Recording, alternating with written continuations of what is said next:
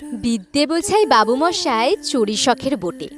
মাঝিরে কন, বলতে পারিস সূর্যি কেন ওঠে, চাঁদটা কেন বাড়ে কমে, জোয়ার কেন আসে?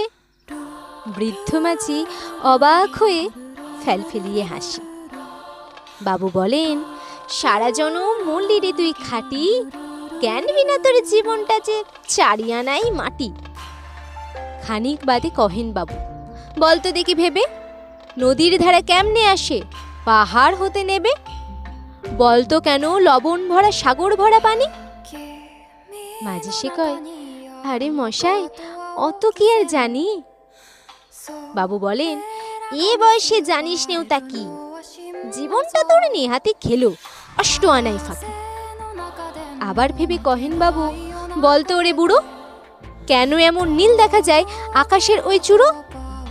বলতো দেখি সূর্য চাঁদে গ্রহণ লাগে কেন?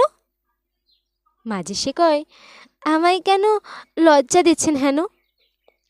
বাবু বলেন, বলবো কি আর বলবো তোরে কিতা, দেখছি এখন জীবনটা তোর 12 আনাই বৃথা। খানিক বাদে ঝড় উঠেছে, ঢেউ উঠেছে ফুলে।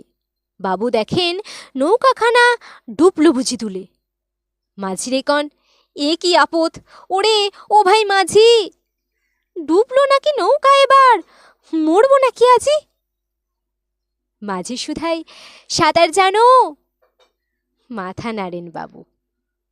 মূর্খ মাঝি বলে, মশাই এখন কেন কাবু, বাঁচলে শেষে আমার কথা হিসেব করো পিছে, তোমার দেখে জীবনখানা 16 আনাই মিছে।